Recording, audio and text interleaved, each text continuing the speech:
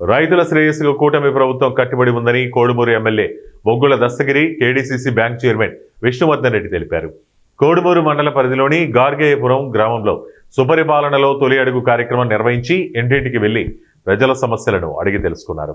ఇక తెలుగుదేశం ప్రభుత్వంలో సంక్షేమ కార్యక్రమాలు ప్రజలకు అందే విధంగా గార్గేయపురం టీడీపీ నాయకులకు సూచనలు చేశారు. అనంతరం గార్గేయపురం శివారులోని హంద్రీ నదికి నీటి విడుదల చేయడంతో జలహారతి నిర్వహించి ఈ సందర్భంగా వారు మాట్లాడుతూ హంద్రీనీవా సుజల స్రవంతి ప్రాజెక్టును 1996 మార్చి 11న ఉమ్మడి ఆంధ్రప్రదేశ్ ముఖ్యమంత్రి నారా చంద్రబాబు నాయుడు ప్రారంభించారు. రాయలసీమను సస్యశ్యామలం చేసే 4 జిల్లాల రైతాంగానికి ఉపయోగపడే విధంగా ఈ ప్రాజెక్టుకు ఫేజ్ 1, ఫేజ్ 2గా రూపొందించారన్నారు. టీడీపీ ప్రభుత్వంలోనే హంద్రీనీవాకు 11,535 కోట్ల వరకు ఖర్చు చేశారన్నారు. అంతేకాక హంద్రీనీవా కాలువ విస్తీర్ణ పనులను 10 మీటర్ల నుంచి 16.5 మీటర్ల వెడల్పు చేశారు. 40 టీఎంసీల నీరును తరలించే విధంగా చర్యలు తీసుకున్నారు. 2019-24 జగన్ రెడ్డి 5 ఏళ్లలో 515.78 కోట్లు మాత్రమే హంద్రీనీవాకు ఖర్చు చేశారు. 2 ఏళ్లలో హంద్రీనీవా ప్రాజెక్టు ఫేజ్ 1 కింద మిగిలిన పనులను పూర్తి చేస్తారన్న హామీని జగన్ విస్మరించారని అన్నారు. జగన్ రెడ్డి 5 ఏళ్ల పాలనా కాలంలో రాయలసీమ బిడ్డని అని చెప్పుకొని సీమకే అన్యాయం చేశాడు. కూటమి ప్రభుత్వం ఏడాదిలోనే హంద్రీనీవా ఫేజ్ 1, ఫేజ్ 2కి 3,873 కోట్లు ఖర్చు చేశామన్నారు. అందరికీ నమస్కారం. ఈరోజు హంద్రీనీవా కాలువకి ముందుగానే నీళ్ళు వచ్చినందుకు చాలా సంతోషంగా ఉంది. ఇక్కడ విచ్చేసినటువంటి కేడీసీసీ బ్యాంక్ చైర్మన్ అయినటువంటి విష్ణువర్ధన్ సార్ గారికి, అబ్జర్వర్ అయినటువంటి గారికి, గార్గేయపురం ఇక్కడ విచ్చేసినటువంటి మా యొక్క టీడీపీ లీడర్లకి ధన్యవాదాలు తెలియజేస్తున్నాను. ఈ హంద్రీనీవా కాలువ అనేది 1996లోనే నారా చంద్రబాబు నాయుడు గారు ఏర్పాటు చేయడం జరిగింది. దీనికి ఫేజ్ 1, ఫేజ్ 2 అన్ని 2 ఏర్పాటు చేశారు. ఫేజ్ 1 కింద వచ్చేసి 198,000 ఎకరాలకి నీరు అందించడం జరుగుతుంది. అలాగే ఫేజ్ 2 కింద 4,04,000 ఎకరాలకు నీళ్లు అందించడం జరుగుతుంది. అలాగే ఇప్పుడు గవర్నమెంట్ వచ్చిన తర్వాత 3,800 కోట్లతో ఈ యొక్క విస్తీర్ణాన్ని పెంచి 10 మీటర్లు ఉన్న హంద్రీనీవాని 16 మీటర్లు 0.5కి పెంచడం జరిగింది.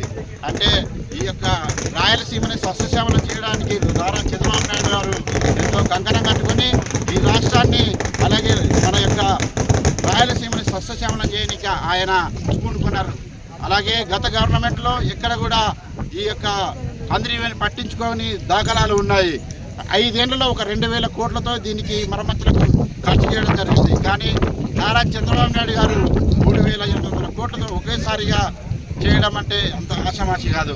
చంద్రబాబు నాయుడు గారు అలాగే మన యొక్క ఈ రాష్ట్రంలో అగ్రపథంలో నడిపించడానికి మన రాష్ట్రాన్ని భారతదేశంలో తొలి రాష్ట్రంగా ఉండాలి అంటే అభివృద్ధిలో కానీ సంక్షేమంలో ఉండాలని చెప్పేసి ఆయన ఎంతో కృషి చేస్తున్నారని తెలియజేస్తున్నాను. అలాగే మన రాష్ట్రంలో గత ప్రభుత్వం అయినటువంటి వైఎస్ జగన్మోహన్ రెడ్డి 5 ఏళ్ల ఈరోజు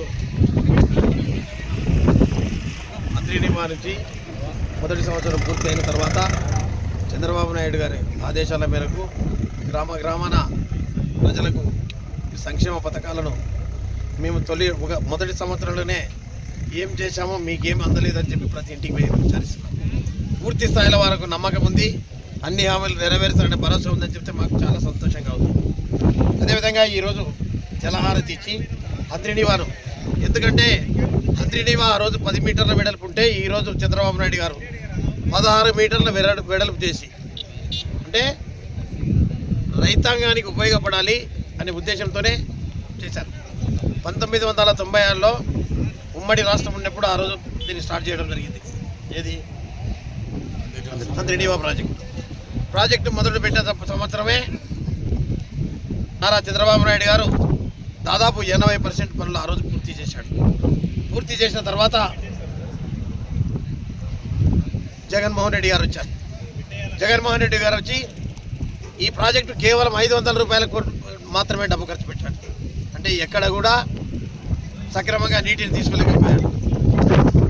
ఈరోజు కుప్పం వరకు నీళ్ళు పోవాలనుకున్నప్పుడు, ప్రతి చోట భూగర్భ జలాలు పెరగాలనుకున్నప్పుడు ఈ 10 మీటర్ల నుంచి 16 మీటర్లకు వెడల్పు చేసి చెరువులకు కూడా అనుసంధానం చేసి రాయలసీమలో కరువు అనేది లేకుండా చేస్తున్నటువంటి ఘనత చంద్రబాబు నాయుడు గారు దక్కుతుందనేది మీకు అందరికీ బాగా తెలిసినటువంటి విషయమే. ఈరోజు మన ఎమ్మెల్యే గారు చెప్పారు స్పష్టంగా ఎన్ని వేల ఎకరాలకు నీళ్ళు అందిస్తున్నాం. ఈరోజు చేస్తున్నటువంటి కార్యక్రమాల గురించి కూడా చెప్పడం జరిగింది.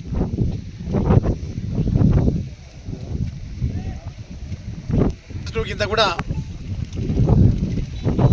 డిక్లేర్ చేశాడు ఫస్ట్ ఉమ్మడి ఆంధ్రప్రదేశ్ రాష్ట్రంగా ఉన్నప్పుడు. ఫేజ్ 1 కింద పనులు పూర్తి చేయడం 80% చేయడం జరిగింది. ఫేజ్ 2 కింద భాగంగానే ఈరోజు ఈ కాలం 10 మీటర్ల నుంచి 16 మీటర్ల వెడల్పు చేసి అనుసంధానం చేస్తున్నారు. గార్గేపురానికి కూడా ఒక ఆశయం ఉండింది. అంతకుముందు మా సన్ను రాజవర్ధన్ రెడ్డి ఉన్నప్పుడు ఇక్కడ రైతాంగానికి ఇక్కడ ఏదో ఏర్పాటు చేయాలనేది కూడా మళ్ళీ ఒకసారి మధ్యలో వచ్చేప్పుడు కూడా చెప్పాను. రైతులు రాలేదు ఇక్కడ దేనికి. ఈ కిలోమీటర్ దూరంలో ఏదైనా కానీ గ్రామస్తులు ఇక్కడ వచ్చారు. దయచేసి మీరంతా ఒక రిప్రజెంటేషన్ రాసిస్తే రైతులు వస్తే మళ్ళీ ఒకసారి వస్తాం. దానికి ఇంకా ఎందుకంటే ఇప్పుడు నీళ్ళు వదిలారు, అవకాశం ఉంది కాబట్టి ఖచ్చితంగా గార్గేపురానికి నీళ్ళు పడడానికి ఎమ్మెల్యే గారు మేము కూడా కృషి చేస్తామని చెప్పి కూడా మన అదృష్టం కొద్దో దురదృష్టం కొద్దో అంటే ఎవరు దురదృష్టవంతులు? ప్రజలు దురదృష్టవంతులు అయిపోయే